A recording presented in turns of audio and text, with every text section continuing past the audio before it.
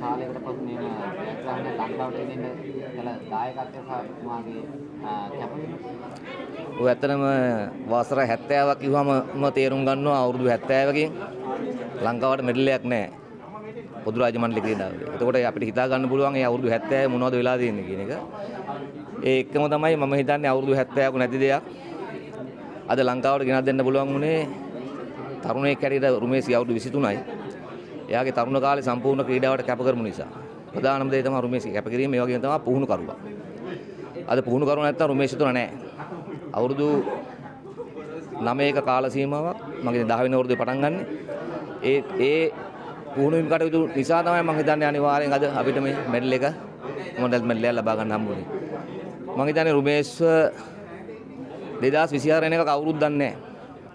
රුමේෂ් මෙතනට ගේන්න කැප වුණේ පුහුණු කරුවා සහ රුමේෂ්ගේ ගෙදර කට්ටිය විතරයි.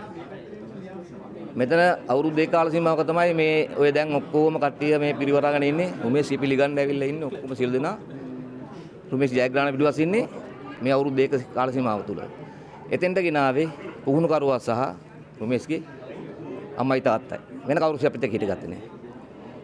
අපි සන්තෝෂයි මේ මාරි ඇවිල්ලා අද වගේ දවසක මේ හිටගෙන ඉදිරි ඒ තියෙන තරඟ වලට සහයෝගය ගන්න ප්ලෑන් කරන එක ගැන. ඇත්තට වශයෙන්ම මොකද මට සන්තෝෂයි අවුරුදු 76ක් නැති මෙඩල් එකක් ලංකාවට ගෙනත් දෙන්න ක්‍රීඩකයෙක් හදලා ක්‍රීඩේ පුහුණු කරලා ලංකාවේ පුහුණු කරුවේ අද ලංකාවේ කොඩිය ස්කොට්ලන්තයේ ග්ලාස්ගෝ නගරයේ ඉස්සුවා යට දිජිතලා සිටි ලංකාවේ සුද්දගේ කොඩිය ලංකාවේ ඉස්සෙද්දි පුහුණු කරුවෙක් හැටියට මමයි රුමේෂ් ගිහිල්ලා ඒ දේ කරා අවුරුදු 70කට පස්සේ ඒක මට රටට ආඩම්බරයක් මටත් ලොකු ආඩම්බරයක් මට ලොකු ගෞරවයක් ඒක ඒ දේ කරා මම මැරෙන්න ඉස්සෙල්ලා මට ඒක ලොකු සතුටක්.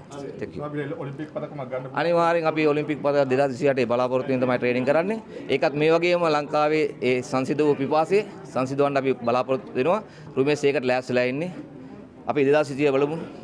එදාට අපි කතා කරමු අද වගේ.